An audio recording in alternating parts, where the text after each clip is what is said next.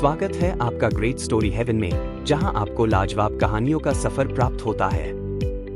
हर बार तैयार हो जाइए कल्पना के क्षेत्रों में प्रवेश करने के लिए, जहां हर कहानी एक खजाना है जो खोले जाने का इंतजार कर रहा है। हम अलग अलग प्रकार की कहानियां लाते हैं जो आपको प्रभावित और प्रेरित करेंगे, हमारे आपके मन और दिल को जीतने का वादा करते हैं। हम हर एपिसोड में एक नई और दिलचस्प कहानी लाते हैं जो हर उम्र के दर्शकों को प्रसन्न करने और मनोरंजन करने का वादा करते हैं। ग्रेट स्टोरी हेवन में आप आराम से बैठिए, रिलैक्स कीजिए और अपने आप को एक अनंत आश्चर्य और उत्साह के संसार में डुबो दीजिए। और याद रखिए, सब्सक्राइब, लाइक और शेयर करना ना भूले अपने दोस्तों के साथ। आज की कहानी का टाइटल है नर्सिसस और इको। क्या तुमने कभी अहंकारी नाम से किसी को सुना है?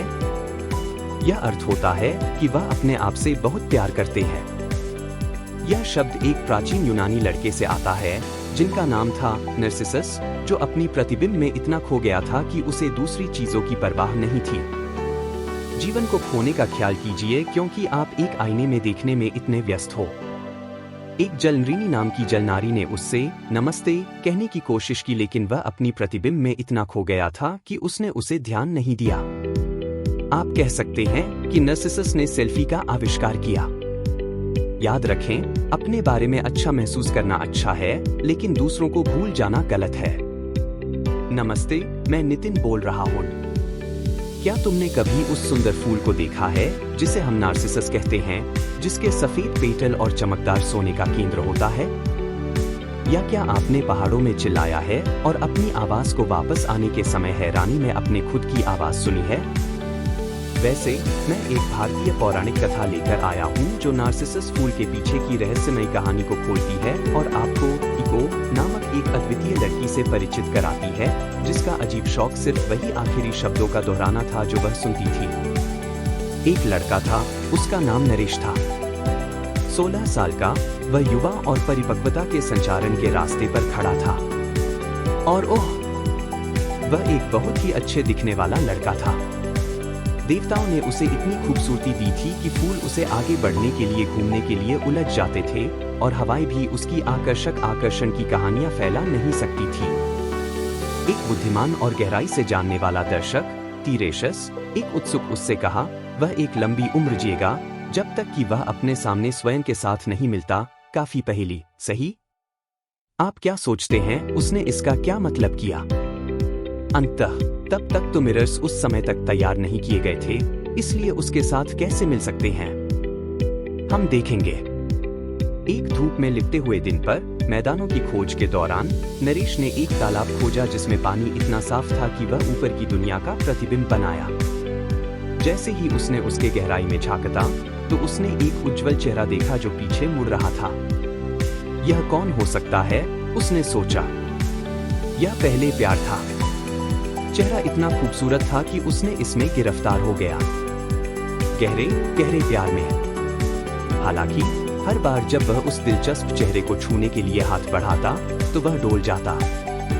दिन पर दिन वह तालाब के पास बैठा था, पूरी तरह से मोहित हो गया था। पानी में चेहरा हंसता, रोता और हंसता था जैसा कि वह करता था। तुम मेरे साथ क्यों नहीं आते, वह अक्सर सोचता, समझना नहीं कि वह अपनी ही प्रतिबिंब की प्रशंसा कर रहा है।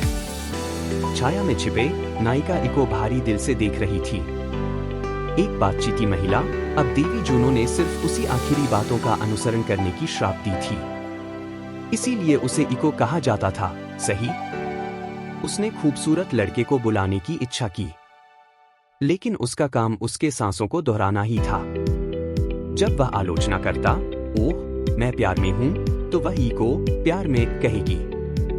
और जब उसने कहा मैं बहुत इतराया हूं, तो वह वापस बोलेगी इतराया हूं। लेकिन यहाँ पर ट्विस्ट है, नरेश जब अपने प्यार की घोषणा करते समय इको से बात नहीं कर रहे थे। उन्होंने अपनी प्रतिबिंब में ही मोहित हो गए थे। और जब उन्होंने इको का जवाब सुना तो उन्होंने माना कि उनका पानी का जुड़वा जवाब दे रहा है। और दीन इको ने सोचा कि उसने उससे प्यार किया है, लेकिन उसने तो दुख की नायिका को भी नहीं ध्यान दिया। वह उसकी अपनी प्रतिबिंब में पूरी तरह डूबा रहा। मुझे मालूम है कि किसी आदमी को इतना अभिमानी और पूरी तरह से खुद से प्यार करने के लिए यह कितना अविश्वसनीय सुनाई देता है, लेकिन यह एक सच्ची कहानी है।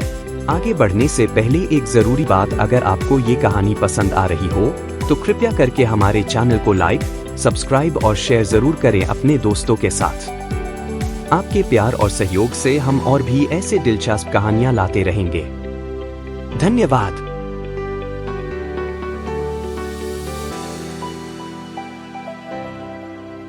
तब भी उसका प्रत्येक प्रयास अपनी प्रतिबिंब को चुमने का केवल अंत में ही लहरें और भीगी गालियों में समाप्त होता था। हर दिन बिताने के साथ साथ नरेश और उसकी प्रतिबिंब में और भी निराश हो गया। इच्छा करता है कि उसका प्रतिबिंब बाहर निकले और वे गले मिल सके। दूर से देख रही इको भ्रम को बढ़ाती हुई उसकी इच्छाओं को दोहराती रहती थी। लड़का अपनी ही प्रतिबिंब में इतना प्यार में डूबा हुआ था कि वह सो नहीं पा रहा था। उसने खाना बंद कर दिया, उसने पानी नहीं पिया, वह लगभग सांस ले रहा था नहीं। एक अद्भुत शाम में समाप्त होते सूर्य की रोशनी में नरेश ने अपने दिल की दर्दनाक विदाई कही। अलविदा मेरे प्यार, अलविदा। और इको उसकी आवाज दुख से कंपित अलविदा दोहराती रही। सूर्योदय के साथ जहां दूर की लड़का कभी बैठा था, एक चमकदार फूल खिला। उसके सफेद पंखुड़ियां एक सोने के दिल की रक्षा कर रही थी। इसे नरेश कहा गया, जो उस लड़के को याद करते हुए खो गया था अपनी खूबसूरती में। तो अगली बार जब आप एक नार्सिसस फूल देखें या पहाड़ों में गुंजायमान ध्वनि सुने, तो इस कहानी को और एक नायक जो अपने आप में खो गया था के बारे में, और एक नायिका जिसका प्यार अक्षम रहा। कितनी मोहक कथा है ना? नरेश की कहानी एक उम्र बहुत आदि को अपने आप में खोने के खतरों के बारे में एक उम्र बहुत आदि है। और धन्यवाद कि इसके लिए हम किसी को नरेश कहते हैं जो अपने बारे में बहुत अधिक सोचता है। अगर आप इन लोगों में से किसी से मिलते हैं तो इको की तरह न हो और बस वे सब कुछ करने के लिए जो वह चाहते हैं। नार्सिसिस्ट बहुत नियंत्रित करने वाले हो सकते हैं।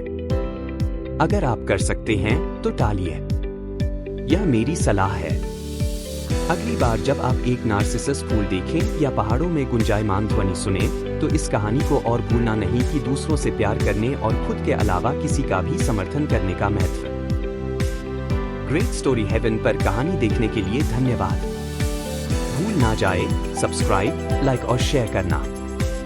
आपका साथ और प्यार हमारे लिए सब कुछ है।